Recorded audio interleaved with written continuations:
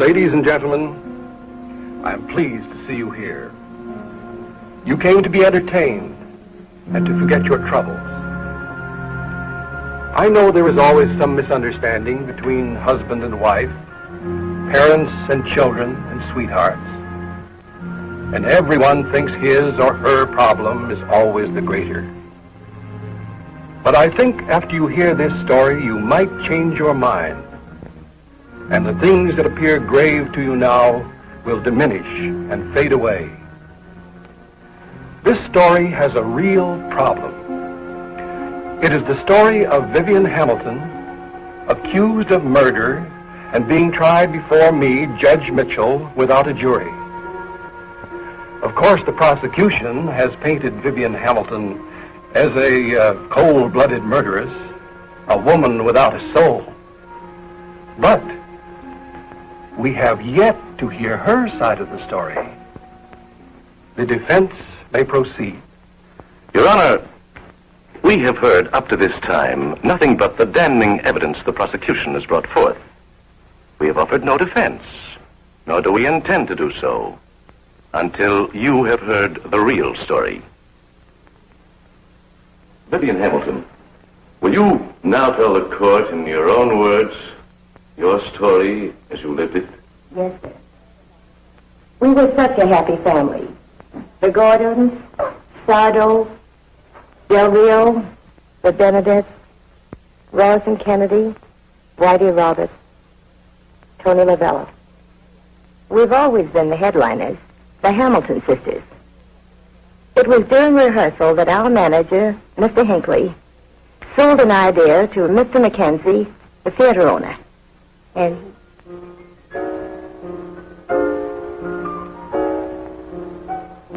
every hour of every day, every minute that you're away, I keep thinking of you, blessing the love we knew.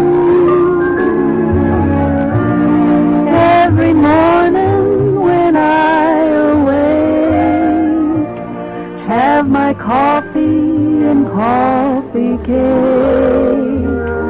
I pour coffee for two, just as I did with you. Every evening I set your place as it used to be. I imagine I see your face smiling back at me.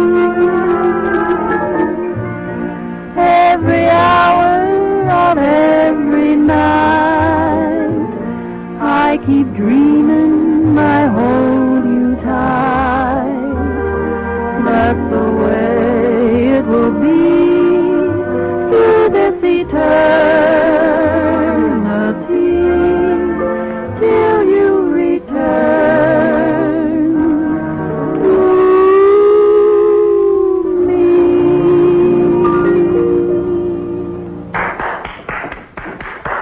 Bravo, magnifico, bravissimo. Great, ain't it, Mackenzie? Well, a good routine. Good routine. Listen, with that act and a little smart publicity, your theater won't have enough seats to hold the audience, Mac. Andre, when did you get in? Today, I was sent for special. Each time I see you girls, you look more wonderful. It's incredible. Each time I see you, I can't believe it either. After that riot in Memphis, when your mental act backfired, I thought you'd given up your career. Oh, that was just a mental lapse. Look, Ted, you're asking me for a percentage deal, but all you're offering is conversation. The red-little trick we haven't tried before. Except one. That's why I sent for Priso. Come on, let's go to your office.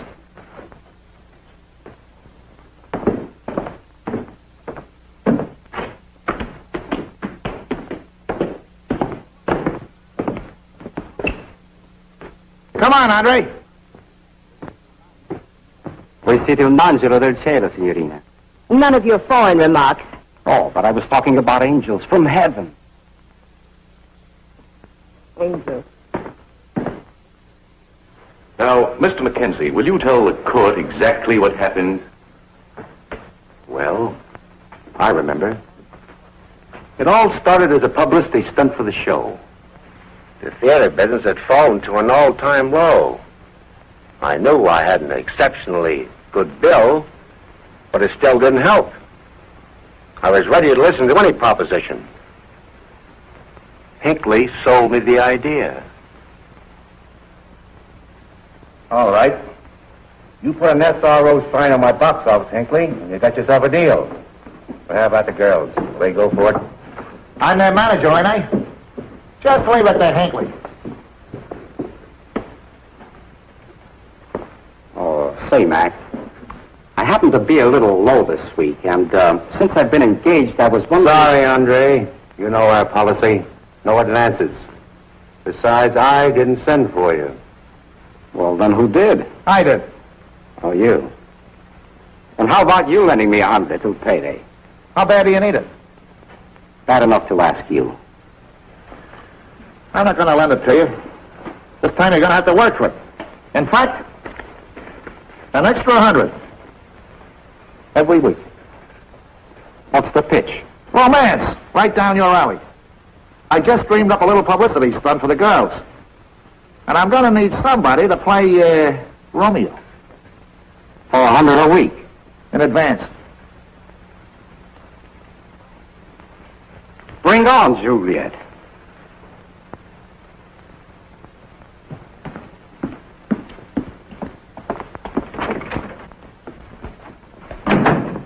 That door hasn't got an usher, and you got hands, so knock before you come in. There's such a thing as privacy. From burlesque to privacy. Look, honey, that body beautiful of yours has been reflected off too many front row bald heads. So now all of a sudden it's Mabel. The modest maiden. During my career, burlesque was an art. My act had dignity. Dignity! Look, kid, one more bump and you've been right out of the theater. Where are the girls? In there. Hey, girls, the 10%er is here. Oh, look. This isn't the wide-open spaces, and that's no lily of the valley. I do smoke a good cigar. After the day, Mabel, after the day. What's it all about? Girls, from now on, it's mink and Cadillacs, just like I said. Leave it to Hinckley. When I got through with Mackenzie, he couldn't wait to say yes. But What do you mean, but? Did I ever tell you a story? Did I ever tell you a lie? Did I...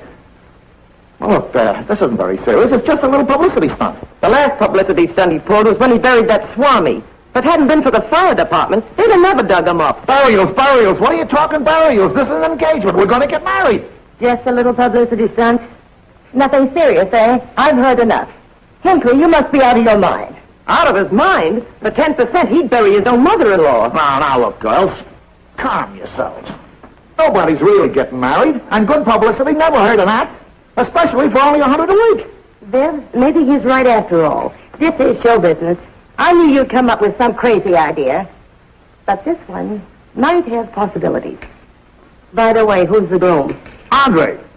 With all the men in the world, why did you have to pick on him? Who else would have done it? Count me out. I'm not the romantic type. Well, I guess from here on, my love story begins. Just leave it to Hinckley. Leave it to Hinckley. Well, if it all blows up, I can always go back to Minsky's.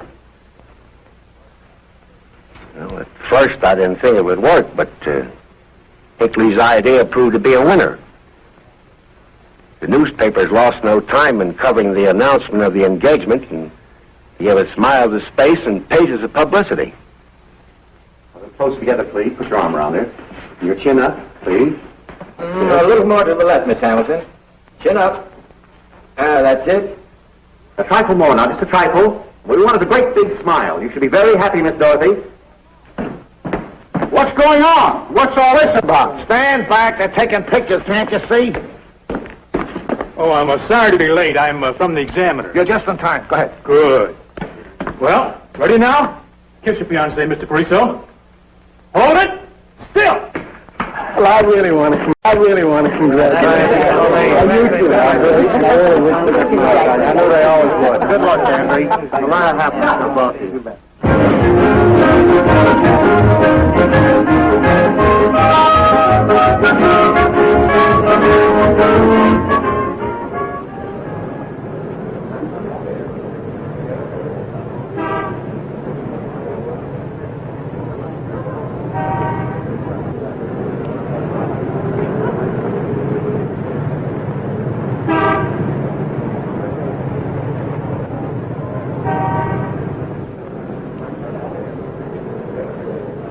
I tell you?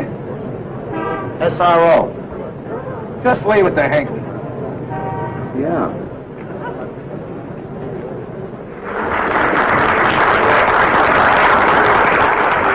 And I was practicing a little juggling I got so I could do three pretty well. You've been so nice, I'm going to try it.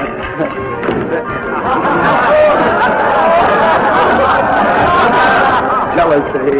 Wait, I'll fool him. You wait a minute.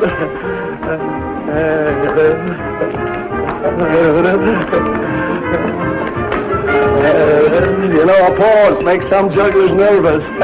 Doesn't bother me a darn bit. Watch this one. This is the hard one.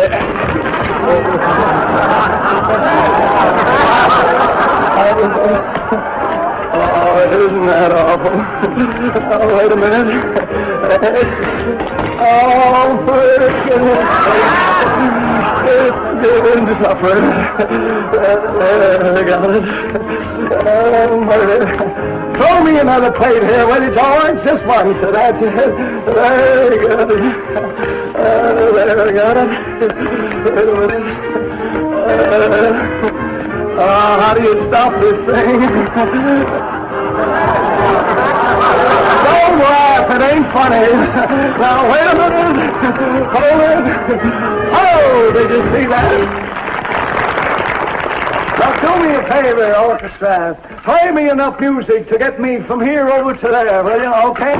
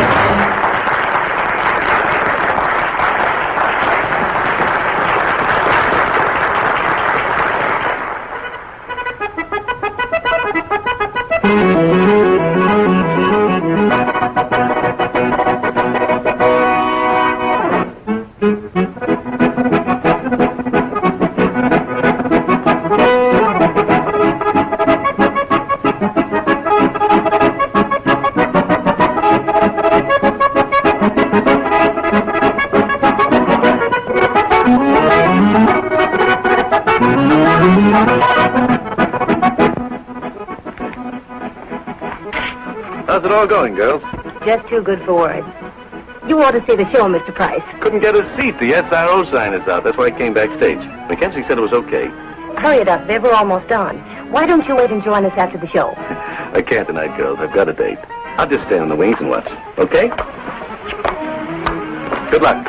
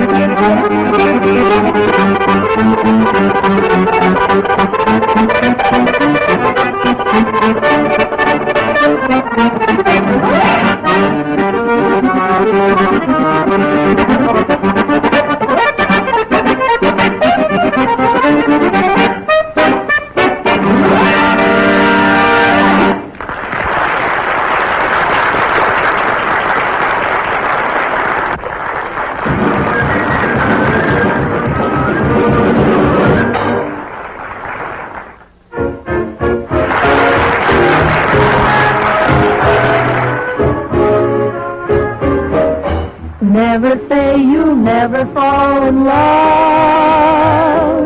Never say you don't like dreaming of a cozy cottage, a garden too, and tiny feet to run to welcome you. Never say you'll never be the kind to ever keep one sweetheart on your mind, the kind that say they don't fall the hardest of all. So never say you'll never fall in love. Never say you'll fall in love. Like dreaming of a cozy cottage, a garden too, and tiny feet to run to welcome you.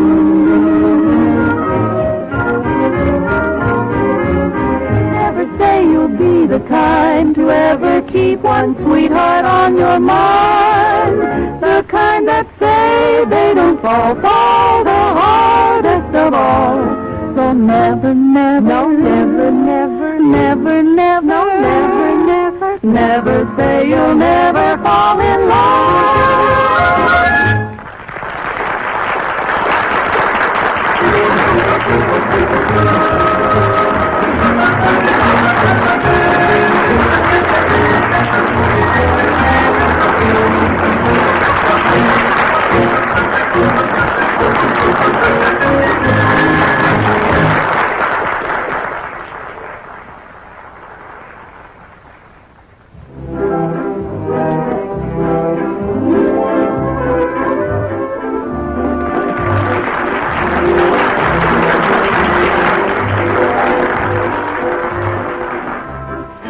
Ladies and gentlemen, a little bit later on in the act, I'd like you to see some very unusual vital traits.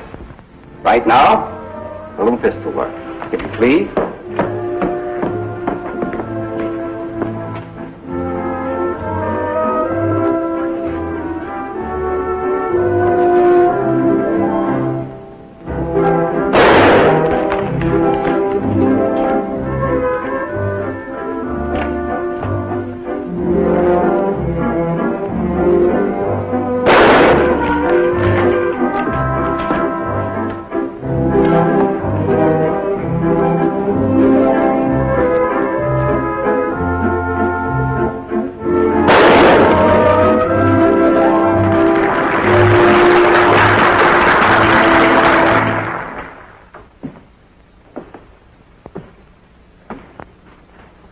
Miss Hamilton, is it not true that you and your sister Vivian quarreled violently over Andre Pariso? Yes. Would you say those quarrels arose out of your sister's antagonism toward the deceased Andre Pariso? We had shared our lives without quarreling. There were many rules we were forced to follow. But we had learned that most of our problems could be settled amiably. Sleeping, eating, living together. There were no adjustments in our relationship we couldn't make. But after our quarrels about Andre, all our rules meant nothing. Now, I'll bring you your blank grip. No, I don't think I want that one. Get my green wrap, Mabel. What is this, a quick change act? Why don't you make up your mind? I've brought you everything in the trunk. You know, I think I'll go shopping tomorrow. I haven't a thing to wear. Well, look, Dottie, this is the first time you worn that dress. You forget, I'm engaged. I can't be seen in just anything, Viv. Wait a minute. You're not taking that publicity seriously. I hope you're not falling for that sharpshooter. Well, what if I do like him? He's shown me what living really means. Dottie, you are in love with him. Yes, and he's in love with me. You don't know what you're saying. You can't buy happiness. Maybe you can't, if you're trading for even money. But I can afford to be shortchanged. Don't forget, I'm 35. Come on, Viv, we have a date. You have a date. If I have a date, you have a date too, my dear. Yes, with Hinckley.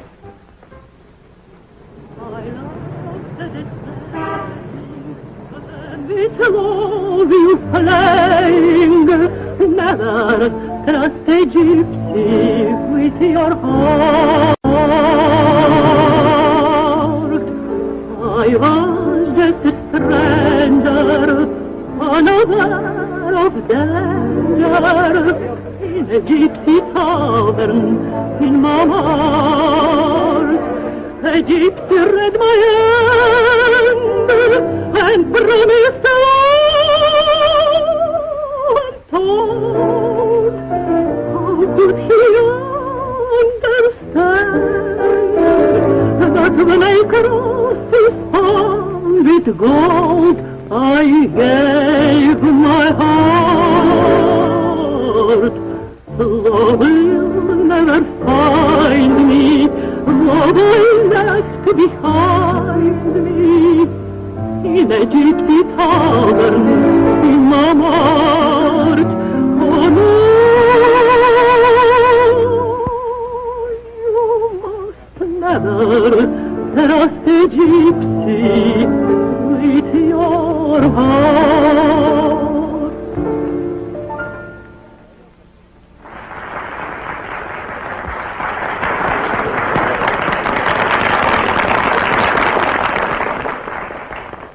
That sure was a great house we played to tonight. Hinckley's no fool. His idea really worked. We sure have been packing them in. Who is we? Why, Dorothy and me. Oh, and you too, of course. Where do you come in? Why, I am the groom. In that case, any man would do. You forget, my dear, not everyone has my charm. That's what brings them in. Who do you think you are? Oh, I beg your pardon. Girls, it's unbelievable. Look, I just balanced the receipts. Dorothy, Vivian, can you imagine the money we'd have made if we're going to pack the crowds and we turned away? It's terrific. It's colossal. And I'm going to raise your salary 50%, Henry.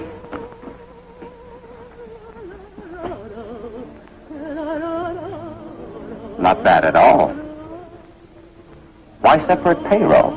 Did you really think we were one? We have separate bankrolls, separate accounts. We've always led separate lives. And I spend my money as I please.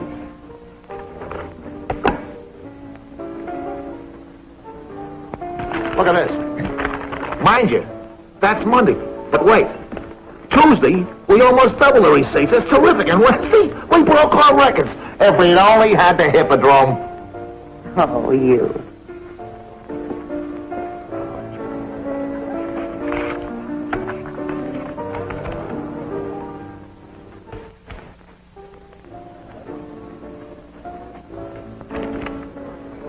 You're a silver. I love you.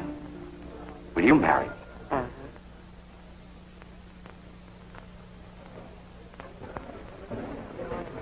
If this is for publicity, your timing is off. I don't see any photographers around. Vivian, Andre just proposed. For the same price, or do we get a discount? Since he may be in the family. Oh, no. It'll cost you more. What? Well, haven't you heard Hinckley say you raised my salary 50%? But, Dottie, you're not. You can't be serious. Oh, yes, I am. We are getting married. Hooray! Congratulations! That's the best thing that could have happened. Waiter! Waiter! Champagne! Did you hear that? They're getting married. Renee! What up, wait? They're getting married.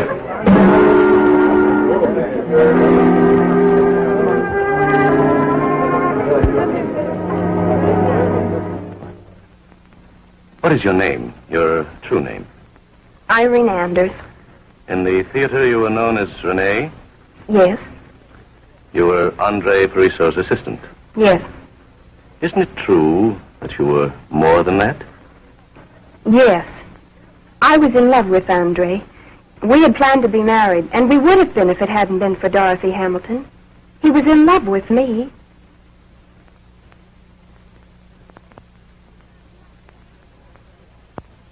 Nice technique, Andre. My dear, the true artist must give his all at every performance. You know, this profile of yours isn't bad at all. Well, while you're making headlines, I'm getting the brush off. The only time I've seen you since this thing started is on the stage. Well, my dear, you should consider yourself very fortunate. Think of all the people who come to the theater just to see me and are turned away at the box office. Oh, tell it to Mackenzie. He might appreciate the big attraction. But it's the Hamilton sisters that are getting the percentage. Percentages have a way of seeking their own level. That, my dear, is a basic law of supply and demand. But I have already started collecting our share. What did you do? Hypnotize her? Charm is the word, Renee. Charm. And as you see from this photo, the subject is quite susceptible. Well, what am I supposed to do while you're teaching her economics? Join the Hearts Club? You're not eligible. Yet. Now run along, my dear.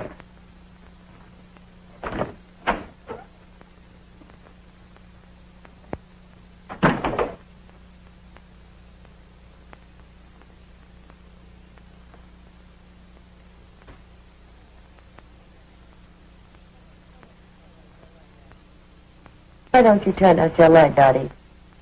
I can't. Not yet. Good night.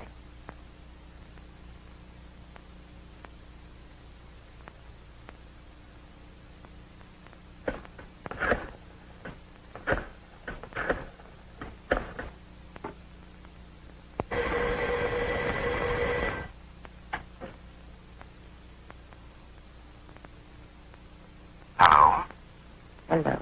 This is for you. Listen.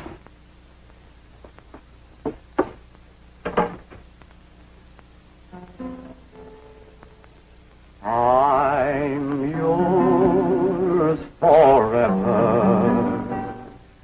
no longer free. I live ever happily. You are the love my heart adores, and I will be forever, ever yours. You are the one love my heart adores, and I will be forever yours.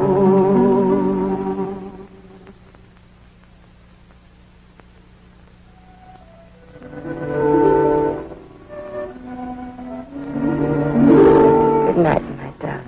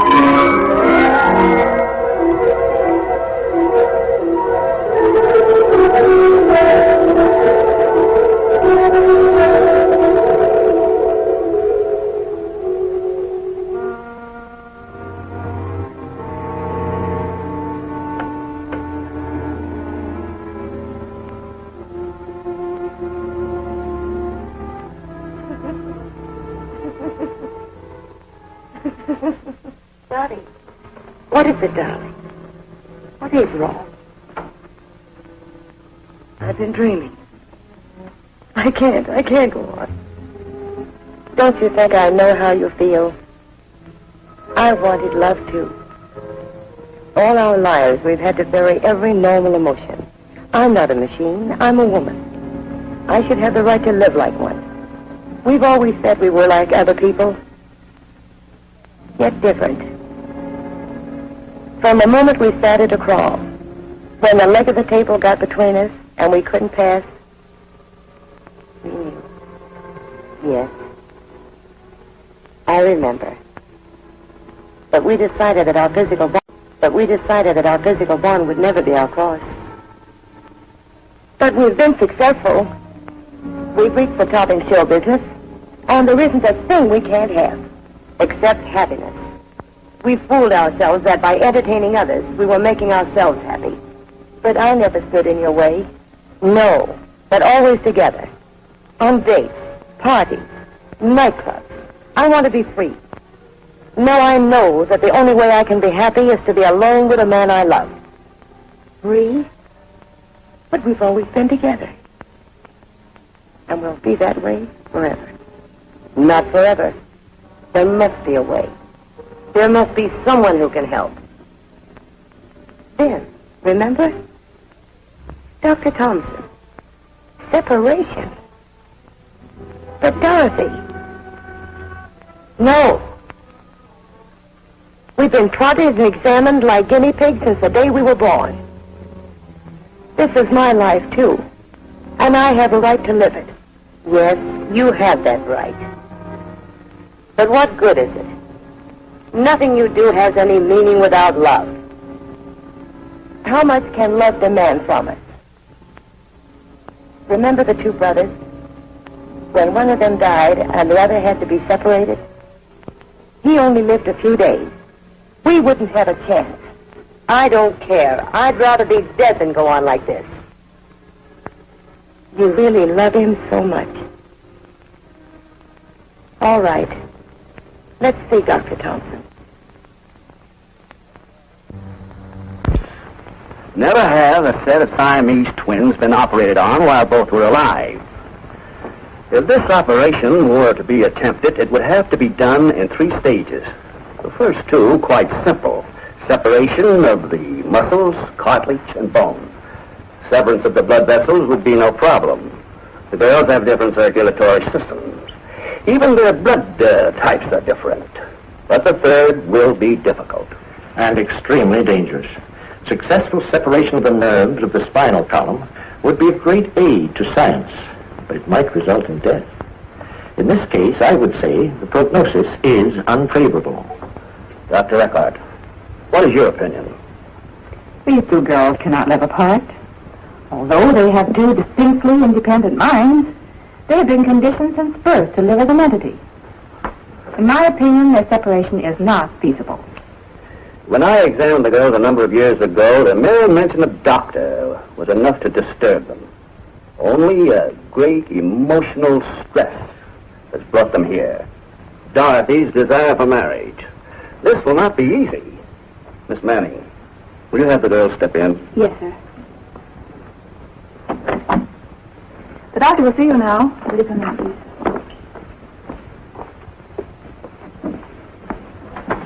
Dr. Eckhart, Dr. Hurd, and myself have discussed your case at great length. And we want to tell you that we admire your extreme courage. But I'm afraid there's very little hope. Then there's nothing you can do. As a woman, I understand thoroughly. There is nothing to keep you from getting married. There's no reason why you can't have children, as you are. My advice to you is get married. I guess there's nothing left. It's your happiness. Go ahead. Get married.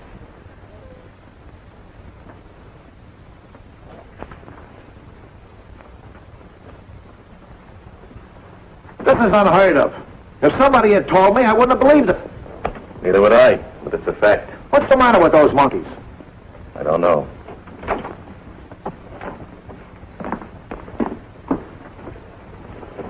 We got it? We got it all right. In the neck.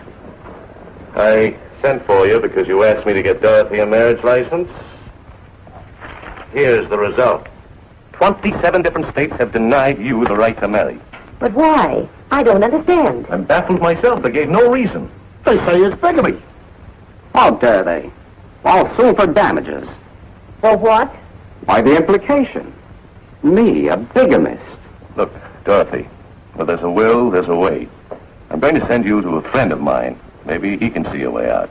His name is Dr. Burnham. Doctor? No, he's not that kind of a doctor.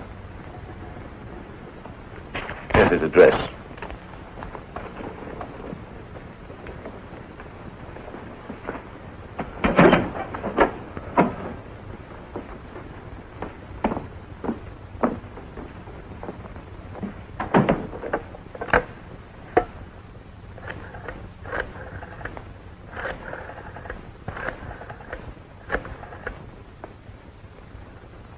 Hello. Dr. Burnham, please. Thank you. I'll wait. This way, girls. Who is it, Martha? Well, there's two young ladies to see you. This is Dr. Burnham. We were referred to you, Doctor. Oh, yes. Well, I hope you won't mind if we chat while I plant this bush. There's a bench right over there, and Martha, why don't you fix us some tea? Of course. Thank you, Doctor. That old bench is a little shaky. I must fix it sometime, but the garden seems to take about all of my time. Martha objects, too. She says I spend more of my time on my flowers than I do on my sermons. And perhaps she is right. Though I must say my congregation doesn't seem to suffer for it. They're twins. Yes. Nature sometimes permits twins to blossom from the same bud. Permit? You make it sound as if nature were granting a favor. Oh, no, my dear. Nature never grants favors. What she does is with purpose and meaning. Every living creature is a part of her pattern. What purpose can she have in creating this, when every other thing is an entity by itself? It is not easy to understand God's mysterious ways with patience. But I'm afraid mine is just about gone now. This string simply won't come untied. Oh, thank you. Children, I think I understand your bitterness. But you must relieve yourself of belief in limitations. But the barriers raised before us are very real.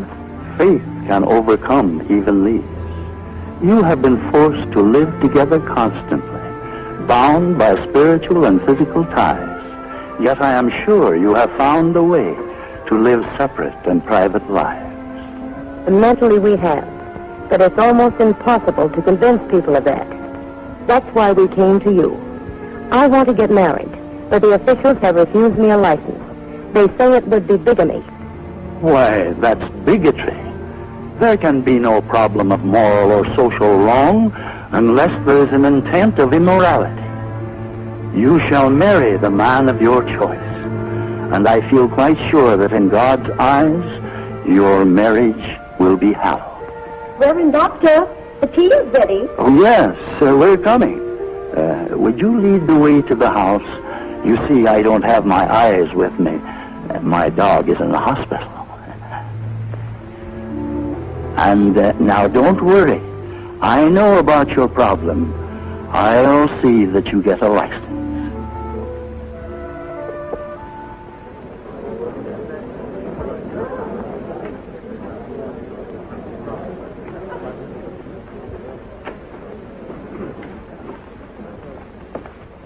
You are familiar with the weapons Andre Pariso used in the shooting act. Of course.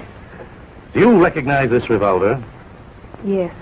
It's the one that Andre used. Where else did you see this gun, and in whose hands? In Andre's, in this dressing room, the night that he showed me the marriage license that he got with the help of Dr. Burnham. You see, I got it. Here it is. You're not going through with this. Why not? Who's going to stop me? Me. Suppose I told him the truth. About what? about us. It might spoil your marriage. You wouldn't dare. Don't forget, I use real bullets. Accidents can happen. I can miss. Oh, don't be foolish. Haven't you seen our new building? Andre and Renee in the second spot. And it's only the beginning. Soon we'll be the headliners. Now be a good girl and get dressed. And don't forget, be at our wedding after the show.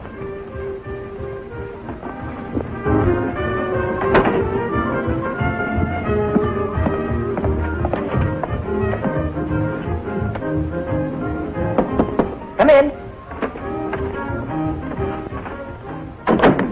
Darling, after the show we'll get married. Everything is set. I'm so happy. Oh, even the mayor promised to be at our wedding. I raised the prices and they're still fighting to get in. It's fabulous. Look at this. Look at the headlines. I just wish this theater was mad at the Square Garden. What theater? I thought Dr. Burnham was going to marry us at the church. It's ridiculous. This is a chance of a lifetime. Do you realize the publicity we're getting? Every official in the city will be here. How is it we knew nothing about it? There was no time for explanations. And after all, wasn't Dorothy eager to get married? Yes, but at least we should have been consulted. Well, what difference does it make when we get married? We're show people. Hamilton sisters, on stage. All right, let's leave them alone. On stage. All right, let's leave them alone. Now let me have one look at you. This is a big show tonight, girls. Yes, I think you look fine.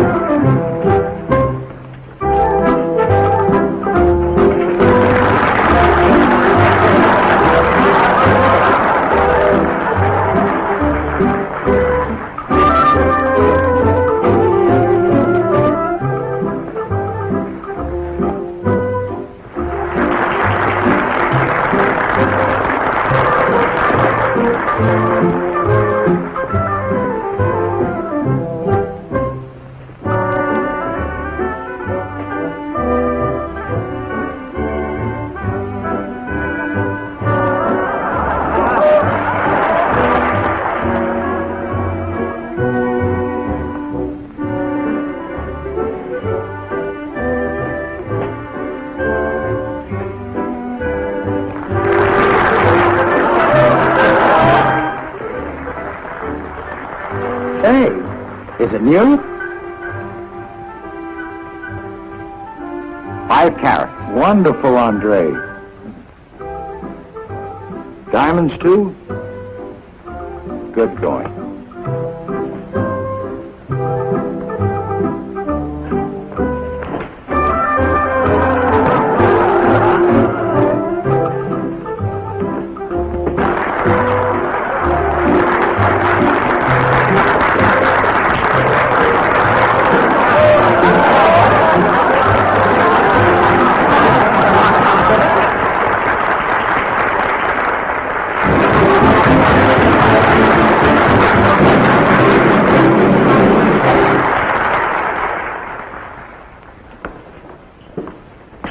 Ladies and gentlemen, this is the most unusual night in the history of the Bijou Theater. Over 2,500 guests will witness the marriage of Dorothy Hamilton to Andre Friso. They chose this stage because they show people. The number of civic and social leaders present are too numerous to mention. But whether you're a social leader, a civic leader, or just plain Jane and Joe, we're happy to have you with us tonight.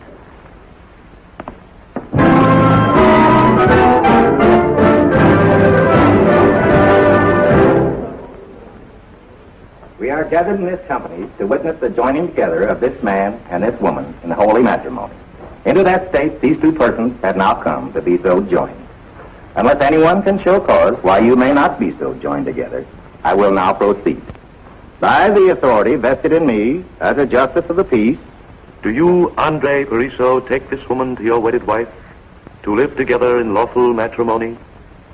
Do you, Dorothy Hamilton, take this man to your lawful wedded husband, to live together in lawful matrimony?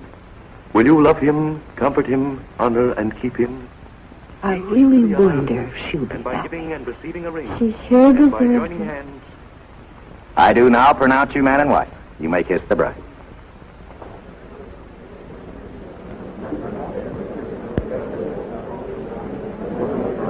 Congratulations, sir. Much happiness, my dear. Thank you.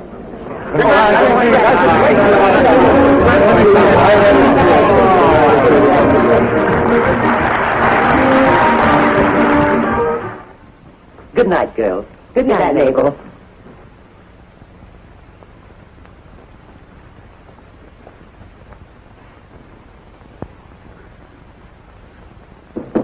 Come in.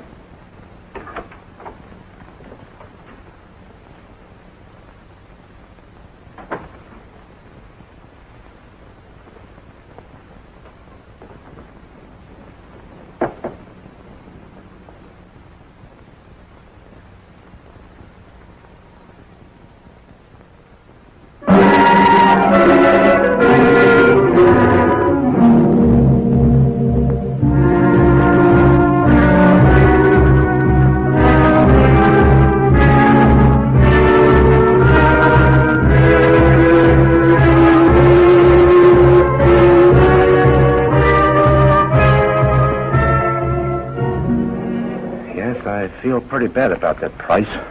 rotten, I call it. But I'll get busy and have that marriage annulled. Yeah, she can do that all right.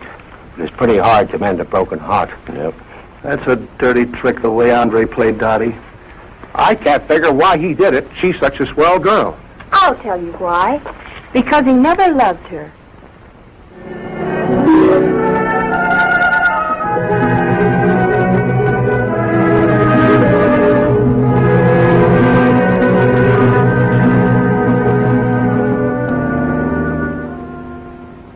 Vivian Hamilton, will you now tell the court what happened after Andre Pariso deserted your sister? The show had to go on. We did our act as though nothing had happened. Until... Never say you fall in love. You like dreaming of a cozy cottage, or garden too, and tiny feet to run to welcome you. Never say you'll be the kind to ever keep one sweetheart on your mind, the kind that say they don't fall the hardest of all. So never, never, no, never, never, never, never, no, never, never, never say you'll never fall in love.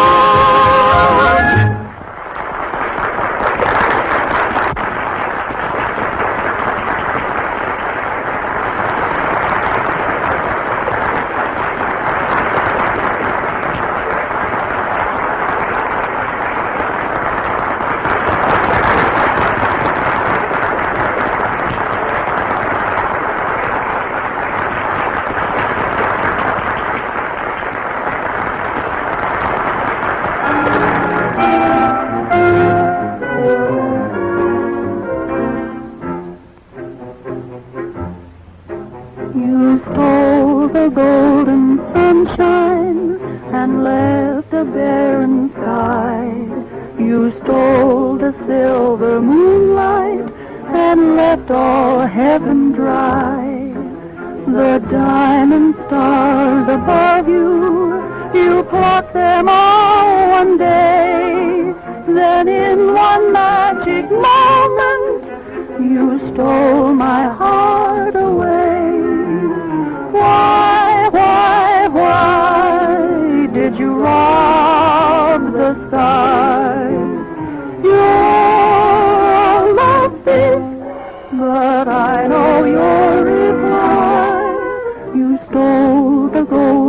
sunshine, then placed it in your smile. You stole the silver moonlight to help you to beguile. Your eyes are diamonds glowing, and through them starlight pours. My heart that you had stolen, you have replaced with yours. Why don't I try to fly? You're my love thief. I love you till I die.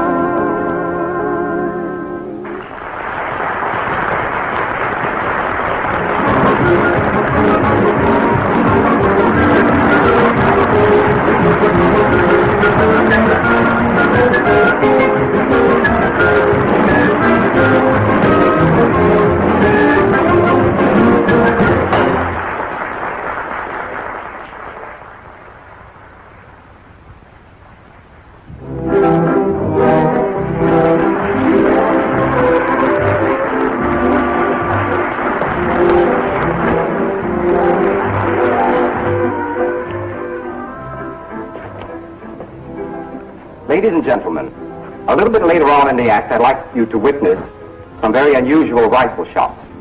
But right now, a little pistol work, if you please.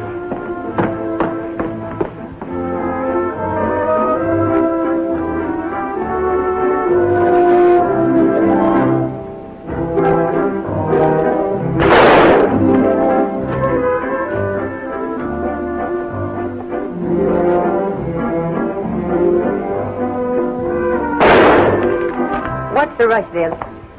Why don't you snap out of it, Dottie? You didn't do a thing with our act tonight. I know it, but I can't help it. Look, sister, you don't think you're the only woman that's been jilted by Andre? No, of course not. It wouldn't be so bad, but I still love him. And that's what really hurts. Don't let him know it, Dottie. Smile. Put on a good act and smile. I'll try this. Let's change and get out of here. No. Why? Not yet. I want to watch Andre's act. Oh, all right.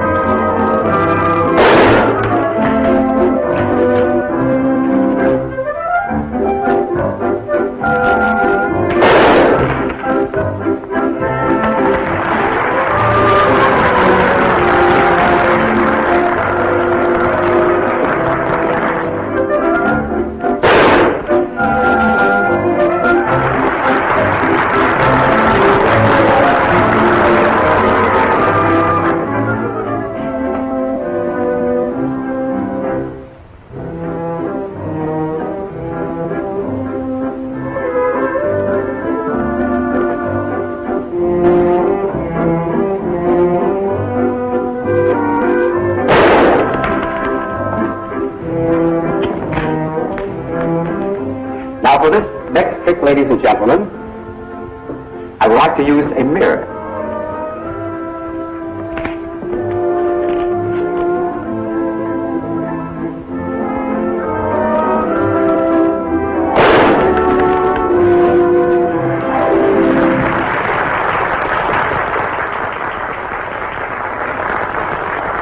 Ladies and gentlemen, I believe that the act you're going to see performed on this stage tonight is the only one of its kind in the entire world. I'm going to use these rifles to play that organ.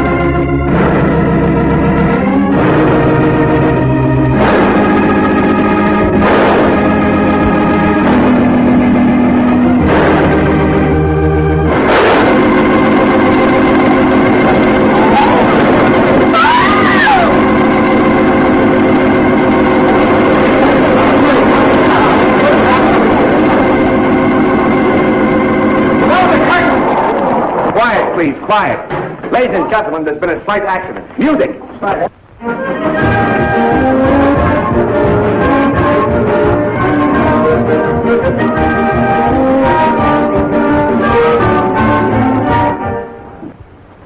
And that is the truth, the whole truth. The defense rests. Your witness.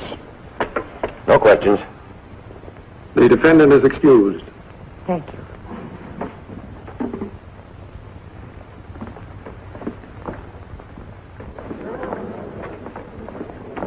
The judge is going to have a tough time making a decision in this case.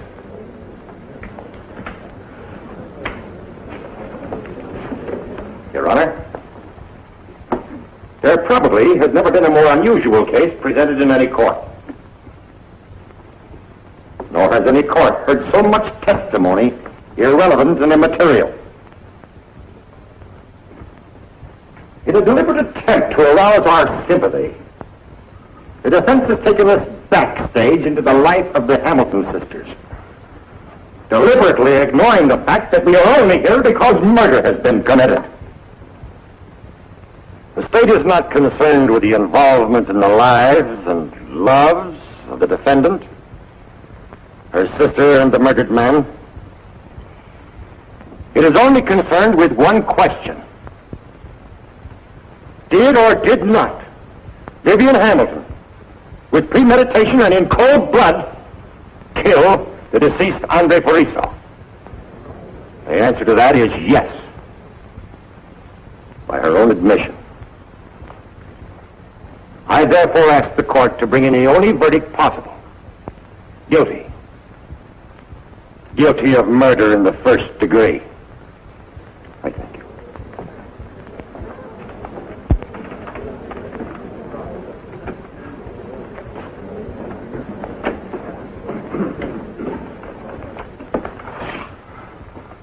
Your Honor, the state has built a case against Vivian Hamilton, which is punishable by law and applicable to all human beings. The prosecution demands the extreme penalty. When it comes to punishment, the law demands equality. But the fact is, the law has never considered them as equals.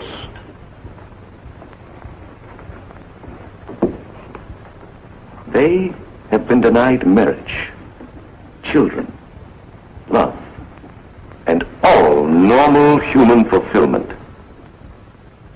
Do you know how the Book of Knowledge defines them?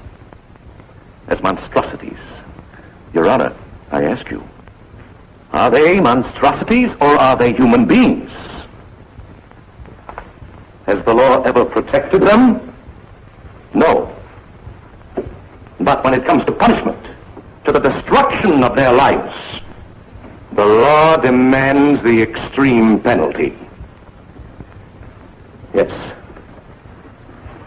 Vivian Hamilton is guilty. Guilty of loving her sister better even than her own life. Should you find the defendant guilty as charged, under the statutes of this state, the death penalty would be mandatory. But if the law is to be satisfied, then the state becomes the murderer of an innocent person, Dorothy Hamilton. If you find Vivian Hamilton guilty of manslaughter, the penalty is life imprisonment. And even then, the law cannot deprive her sister Dorothy of her rightful liberty. I believe it is a fact that the law cannot take Vivian Hamilton into custody. I cannot conceive in my mind any other verdict than not guilty. The defense rests its case in the hands of the court.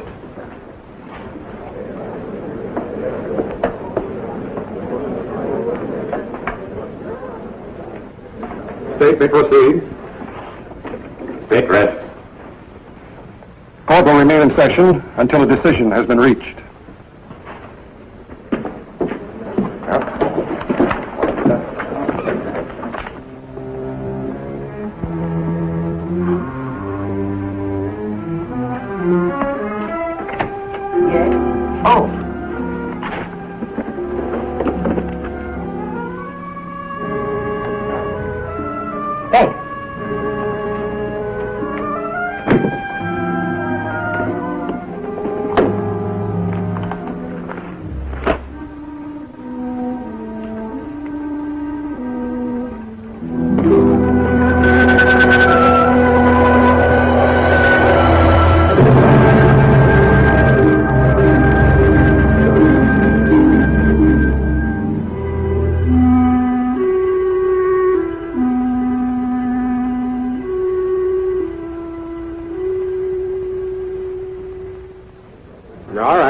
tell the judge.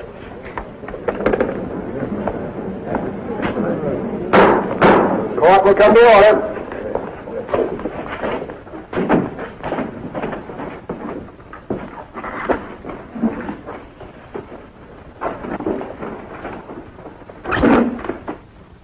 The defendant will rise.